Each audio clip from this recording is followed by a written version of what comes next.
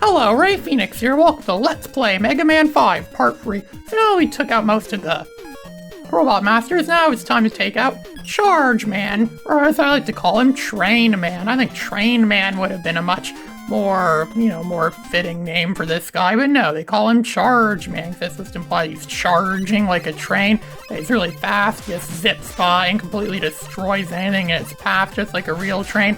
I don't know if that's what they're going for or not. He does look like he's a pretty wimpy Robot Master, but he actually is pretty easy to beat just by using the Mega Buster only, which is why he seems to be a popular choice for a lot of people for the first Robot Master that go after in this game. But not us, no. We go after Gravity Man first. That's what real men go after. And look, even the Met Tools are riding trains. This train craze is really catching on in this level. It's almost like in those old 1930s movies or something where they jump on trains or things like that and they ride trains. Only it's a more futuristic looking train. Apparently go back to the old steam engine design in the future. Sometimes the good old designs are the better designs or the best designs. I think there was also a level of DuckTales for the NES that was kind of like this or something similar to this. That involved going on train. I don't know, I haven't played DuckTales for the NES in a very long time. I remembered it was very similar to this. But you see there's these hen enemies that look like hens. These are really good enemies for grinding. You shoot at their offspring and it really produces a lot of, you get health and 1-ups. This game is really generous of 1-ups. That's really a good way to get a lot of extra goodies if you need any extra goodies, that is. There's those mice that go by really fast. This is not like a stereotypical old-time train type level, because that would Charge Man is probably obsessed with that. This level is, again, very highly detailed for NES standards, because, it's the later years of the NES, so they could definitely do this in the later years of the NES. Mega Man 5 really wanted to add a lot of, additional gameplay features and additional extra graphics. They really wanted to show that, yeah, the NES still has it. The NES could still pack a powerful punch against today's systems. It's almost like they're trying to use an older system to be a competitor for the modern systems, which may seem like that now, considering the fact that a lot of people still like to play games in the last-gen systems today, and the last-gen systems seem to last pretty long. So we got an A. Now we got most of the letters how it's spelled Mega Man 5. I don't think we missed any letters yet. That's good. And there's those replacements of the bats. Spy bats actually would be very fitting for this level. I don't think there are any spy bats in this game. And those Met Tools, of course, can only be killed when they're deployed, but even once they deploy, they only get killed in one shot. A lot of the enemies in this game are one-shot kills, which makes charge shots even more redundant in this game, so I rarely ever use them. There's these big throwing gumball things. I think those are gumballs, and gumballs seem to be quite popular in these Mega Man games. The soundtrack to this game is actually not very memorable. It actually seems very, generic for what it is. It isn't like anything I'd be singing in the shower or something like that. But again, Mega Man 5 is a very generic Mega Man game. It's not a very eventful Mega Man game overall. The Robot Masters they're still imaginative, but it's nothing out of the ordinary that we've seen in the past or seen from before. So Mega Man 5 overall, it probably is the least eventful Mega Man game on the NES overall. I'm not saying it's bad, it's just it's not very eventful, it's just not very memorable. Mega Man 6 is a lot more memorable, but we'll be getting to that one soon enough. So, Charge Man's weakness is Stone Man's weapon, but of course Stone Man's weapon sucks. He was a sucky Robot Master, so why would he have a really good weapon? It only makes sense that a sucky Robot Master would have a sucky weapon, and that's exactly the case of Stone Man. His weapon is good for pretty much nothing. The only thing he can really do with his weapon is, defeat Charge Man with it. Even then, it's still not that great of a weapon. It actually is a lot easier to defeat him by using the Mega Buster. So I'm actually kind of a wuss. So I'm actually kind of how do I say? I'm like the opposite of a wuss for actually using his weakness. One of the only times where using an enemy's weakness is actually harder than fighting him with the Mega Buster. And so the game's going to try to impress us again with the spin around, the turntable thing. Oh, we got the Charge Kick, another pretty useless weapon.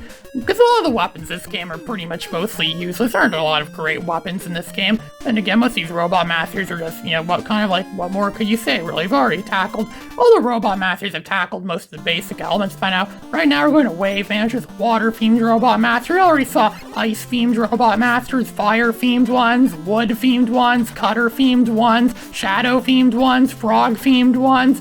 So we pretty much covered most themes, so all we can really do is rehash themes and ideas and things we've seen in previous games now, and just change them or make them something else.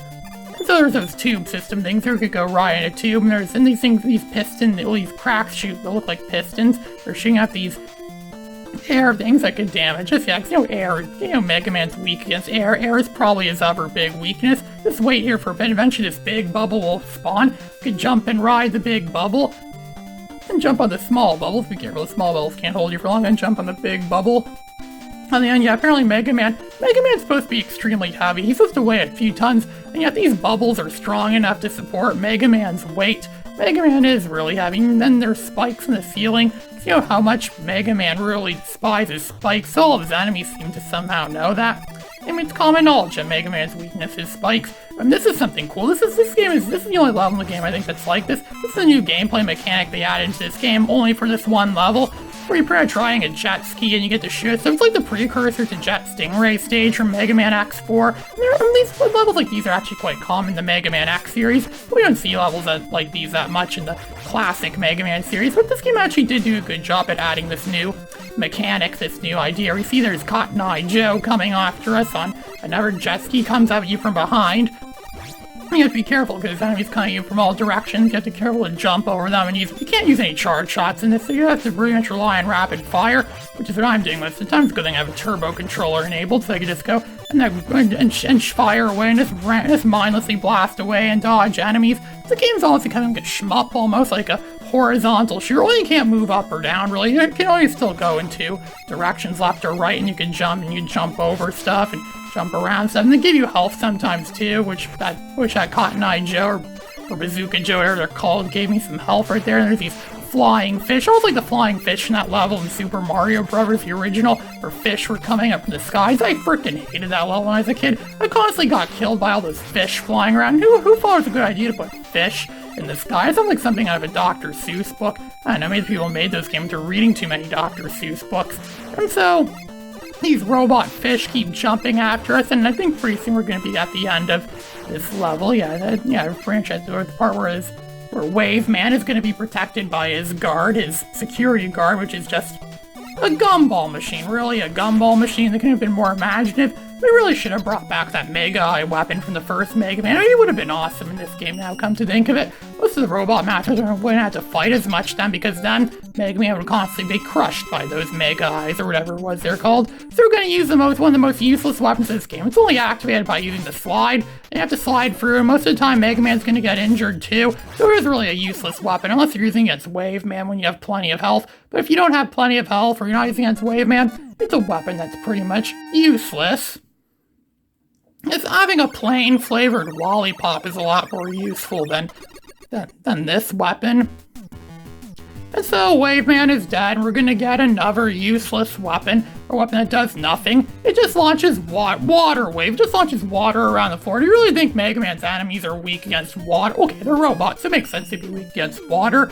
Because pouring water on electronics might make them short circuit. But still, it's water. You think they could make robots more water resistant in the future? So your Starman stage. Now, this is by far my favorite level in the game. It reminds me a lot of the moon level from DuckTales. The gravity is very low. Mega Man's supposed to be in space, I think, in this level. It's almost like being underwater, but it's not. You're in space, where there's less gravity, and there's enemies coming around from all ends, and the stars look really bright in the background. Those NES stars look really, they look really well detailed for stars in an NES game. Almost reminds me a bit of the stars seen in games like Gyrus, or some other odd games I see in the NES. Oh, look at that, another one-up. This game really likes throwing one-ups at us. That's why there won't be any game overs in this Mega Man game. Even there's spikes everywhere. This is a little bit like Bubble Man stage or Mega Man 2.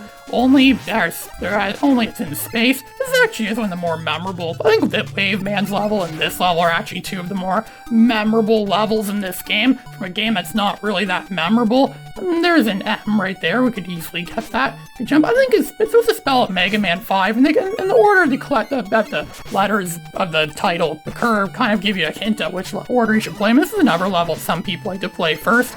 I never play this level first. I always play this level. Well, I'm playing it last, so it's obviously not first, but there's those Met Tools flying around. Met Tools actually are a lot more aggressive. Come to think of it, yeah, they are a lot more aggressive in this game than they've been in some of the past Mega Man games. Imagine if Goombas were this aggressive in the Mario games.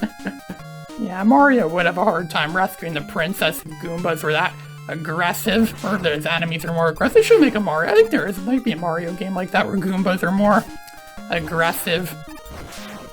And I don't know how you could dodge that turret without getting shot. And look at that, we're being introduced to one of the cheapest weapons in this game. This game actually does have a lot of enemies in place in lieu of the Mega Eye, and that's another one, probably the worst one. It's like a walker thing, it's like some walker mech thing that shoots lasers out of his eyes, and he has such a very small weak spot, a very small part that you have to hit in order for him to get killed. It's really small. The only way you can really do it is if you use charge shots. Using charge shot, not charge shots, a bunch of rapid fire buster shots. Charge shots actually aren't that good because it makes the shot a lot larger, makes it harder to hit the target actually. So that's more of the reason why charge shots are not really things you want to be using in this game. Yeah, charge shots. It was an awesome idea in Mega Man 4, but it's a redundant idea in this game.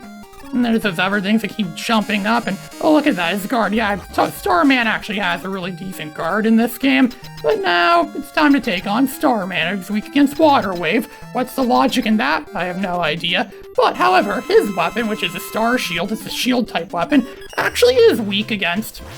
It is a weakness for Gravity Man. The logic there is that there's no gravity in space or something like that. I don't know what they're trying to imply. I think that's what they were trying to imply by that or something like that. But Starman, he's a wuss. He didn't even scratch us once. He's the wussiest wuss in this game when he uses the weakness against him. And you may have noticed too on the start menu, start menu there. You notice that we have Beat the Bird now. Now that we've captured all the letters that spell Mega Man 5, we now have Beat the Bird, Mega Man's pet bird. So we could use him now when we go to the fight Proto Man. Yeah, because just like what we did in past games, we're gonna go and fight Proto Man. We get another useless thing too, Super Arrow. Time to fight Proto Man. This is Ray Phoenix, signing out.